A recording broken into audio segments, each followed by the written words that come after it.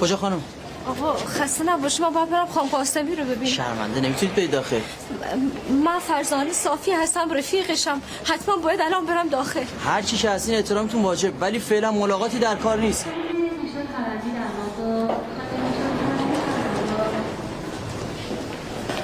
این خانم هستن.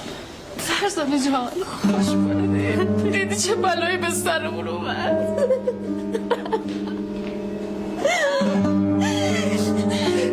بچه‌تو ببینید.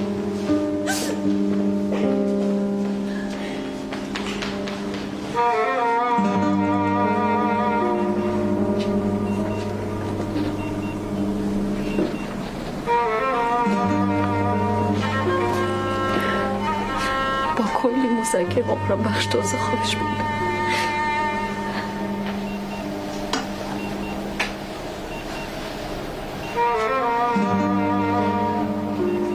سلام خاله جون.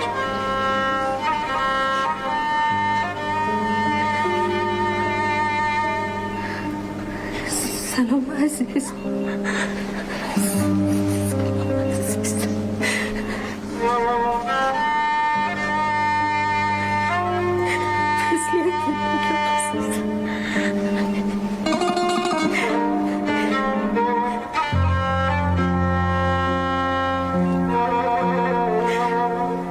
اومدی فرزانه؟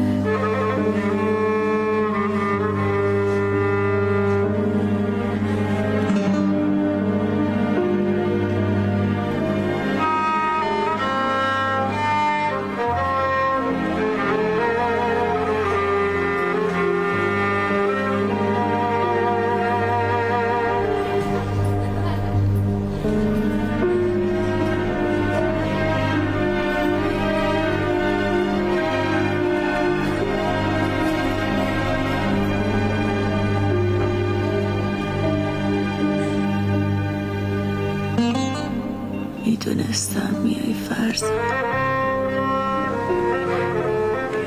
دردت بجون.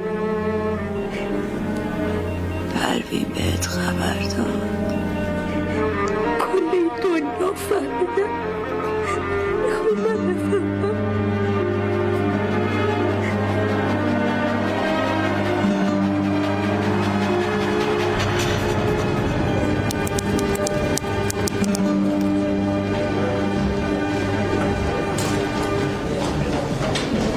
ببخشید این اتاق خانم قاسمی کجاست؟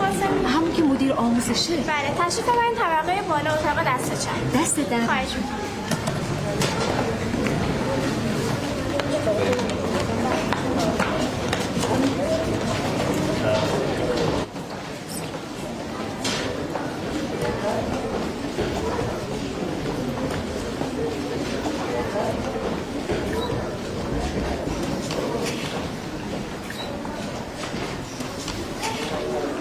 ببخشید آدم برای ثبت نام کجا باید بره؟ اتاق بغلی خانم. بله انقدر سرتون شلوغه، سرتون هم پایینه، متوجه نمیشین که رفیقتون اومده.